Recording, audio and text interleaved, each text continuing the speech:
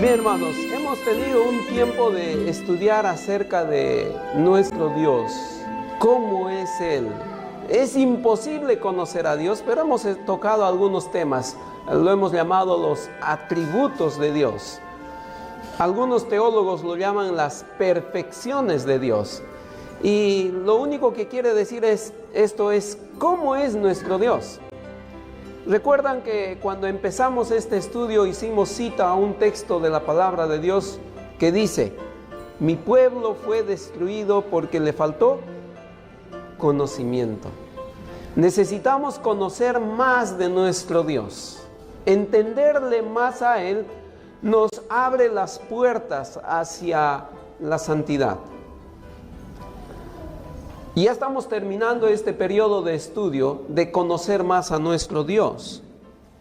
Y en esta mañana en el libro de Romanos capítulo 6, viene una cuestión.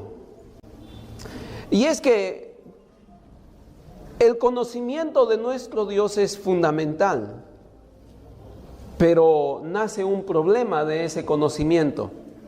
Y es que Dios demanda que el hijo suyo sea un hijo de acción, no simplemente de oficina, no simplemente teórico.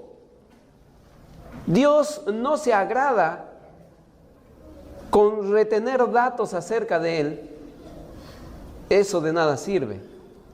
El apóstol Pablo, escribiendo a una iglesia donde están reunidos los creyentes, les dice esto en el verso 15 del capítulo 6. ¿Qué pues? ¿Pecaremos porque no estamos bajo la ley, sino bajo la gracia? Es decir, tú ya tienes la salvación, tú recibiste al Señor Jesucristo como tu único Salvador, tienes las puertas del cielo abiertas eternamente. Nadie te va a sacar de la presencia de Dios, pero ¿eso quiere decir que tienes la plena libertad de desordenar tu vida aquí en la tierra? Eso indica que el creyente puede disipar su vida, y el apóstol responde diciendo: en ninguna manera. Dios es el que nos ha buscado. Dios es el que en su misericordia nos ha provisto de la salvación. Ustedes ya saben, hermanos, ya sabemos que no hacemos nada para la salvación. No merecemos la salvación, es simplemente la expresión de su gracia, de su misericordia. Yo merecía el castigo, el lago eterno, pero Él en su misericordia me ha provisto de un camino de salvación que si yo lo acepto, inmediatamente soy salvo. Pero Él exige algo. Y Él exige que en nosotros haya una respuesta a ese cambio que hubo en nuestras vidas, porque la Biblia dice que sin Cristo estábamos muertos en nuestros delitos y pecados, y en Cristo hemos nacido de nuevo, hemos pasado de muerte a vida. Las cosas viejas pasaron, he aquí todas son hechas nuevas. Dios demanda de la vida del creyente una nueva vida, una forma distinta de vivir. Y el apóstol sigue diciendo en el verso 16: ¿no sabéis que si os sometéis a alguien como esclavos para obedecerle, sois esclavos de aquel a quien obedecéis, sea de pecado para muerte o sea de obediencia para justicia? Pero gracias a Dios que aunque erais esclavos del pecado, habéis obedecido de corazón a aquella forma de doctrina a la cual fuisteis entregados. Y en el verso 18 existe el cambio. Hemos sido liberados, pero ¿cómo se expresa esa liberación? Verso 18: y libertados del pecado, vinisteis a ser siervos de la justicia. De la experiencia del ser humano se debe aprender esto, que cuando uno ha sido tocado por la mano de Dios, el cambio es inminente. Toda persona que ha sido tocado por Dios no puede permanecer en un estado pasado, porque la palabra de Dios dice que hemos sido liberados. Pero esa liberación nos transforma, nos convierte en siervos de Dios, siervos de justicia. Entonces Dios está demandando de parte de nosotros un cambio. Dios está demandando que en tu vida haya transformación. El problema es que miramos las dificultades como algo difícil de ser vencidas. Por ejemplo, ¿cómo voy a dejar la mentira? Es tan difícil dejar la mentira. ¿Cómo voy a dejar el alcohol? Es casi imposible dejar de fumar, dejar de embriagarme. Entonces vemos las circunstancias tan duras en nuestras vidas, tan difíciles, pero Dios nos ha liberado. Y es cuestión, hermanos, de entender el poder de Dios. Estuve leyendo una ilustración. Se cuenta de un niño que siempre iba a los circos y el animal que más le llamaba la atención era el elefante. Un animal tan grande, inmenso, que puede hacer muchas cosas con su fuerza. Y cuando un elefante corre sin rumbo, no hay quien lo detenga. Tumba los árboles, aplasta autos. El elefante es inmenso. Cuando el elefante ya termina su actuación, los entrenadores lo llevan aparte, encadenan sus patas con cadenas que no pueda romper, pero le ponen una estaca de 10 centímetros. ¿Para qué es tremenda cadena si la estaca es de 10 centímetros? ¿Y por qué el elefante no se escapa? Y muchos hicieron esa pregunta. Diferentes respuestas. Cada quien inventa su respuesta. Pero un hombre especialista en elefantes dijo esto. El problema es que este elefante desde pequeño ha sido atado a esa estaca. Y cuando era un elefante pequeñito, puso toda su energía en tratar de sacar su pie de la estaca, romper las cadenas. Y luchó un día, y luchó 2 días, transpiró, se molestó, gritó, lloró, gimió y luchó 4, 5, 6 días, hasta que al fin, un día, se dio por vencido. Ya creció el elefante y tiene tanto poder, pero un día se dio por vencido. Y aunque la estaca no es ningún impedimento, pero ya se dio por vencido. Muchas veces en nuestras vidas el problema no es que Dios no nos ha dado el poder, sino que ya nos hemos dado por vencidos y no queremos luchar con aquellos problemas que tenemos en nuestras vidas. Pero Dios está demandando de su Hijo un cambio. Dios demanda en nuestras vidas cambio. Y el verso 18 dice: y libertados del pecado vinisteis a ser siervos de la justicia.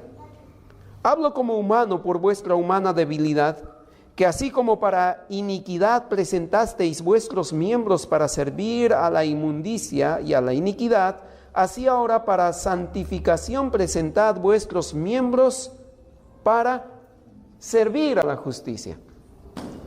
Dios está esperando que tú tomes una decisión.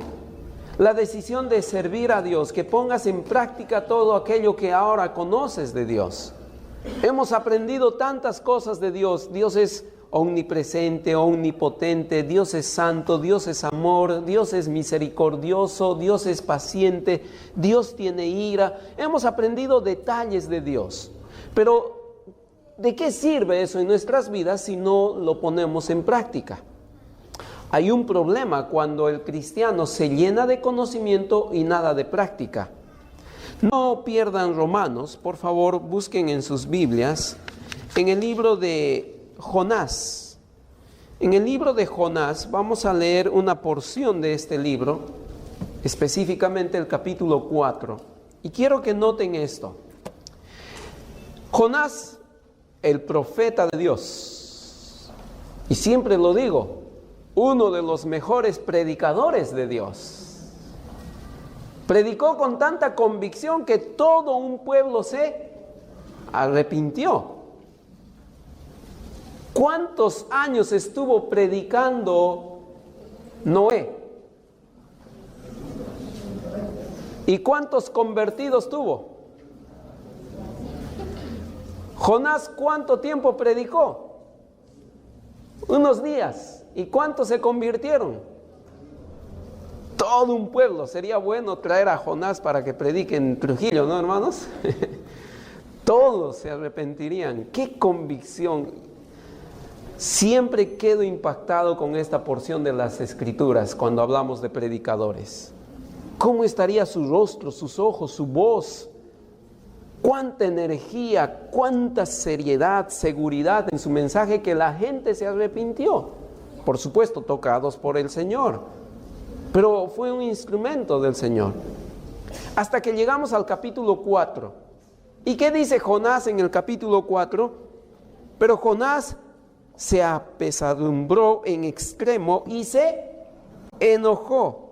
Y oró a Jehová y dijo: ahora, oh Jehová, ¿no es esto lo que yo decía estando aún en mi tierra? Interesante este punto. Jonás era un profeta de Dios que sabía mucho de Dios, conocía mucho de Dios, sabía bastante de nuestro Dios. Dice Jonás: yo sabía, yo entendía, yo conocía, yo comprendía estas cosas. Verso 2, segunda parte, dice: porque por eso me apresuré a huir a Tarsis, porque sabía yo que tú eres. Jonás revela su conocimiento de Dios, su teología. Jonás revela todo lo que sabe de Dios. Hermanos, el conocimiento de las personas puede aplicar para dos cosas: uno para hacer daño y otro para ser de bendición a una persona.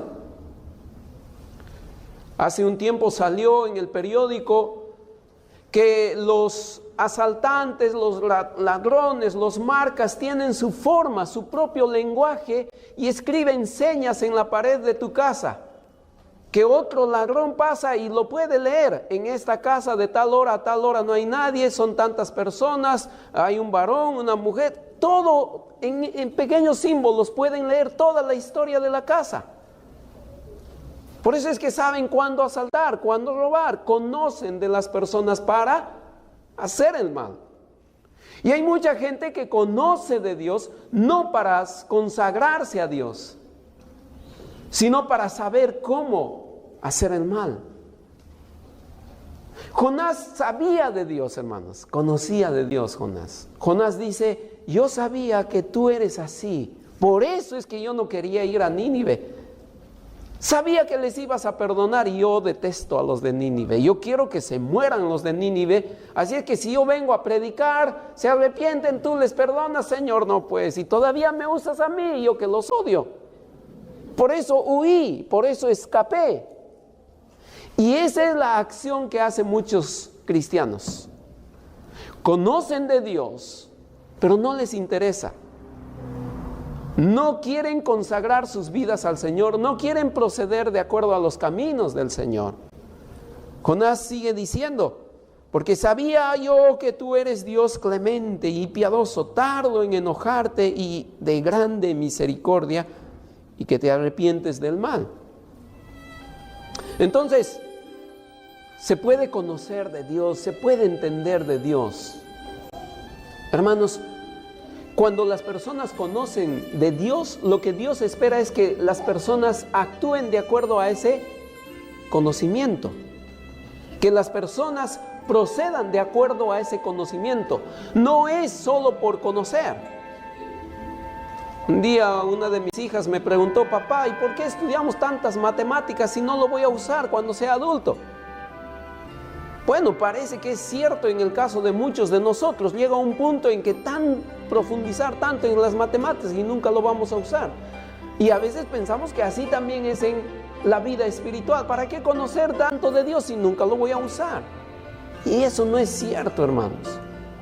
Cuanto más conocemos de Dios, el cristiano que está en las manos de Dios es transformado. Es transformado. No te equivoques. Conocer de Dios es la clave del cristiano.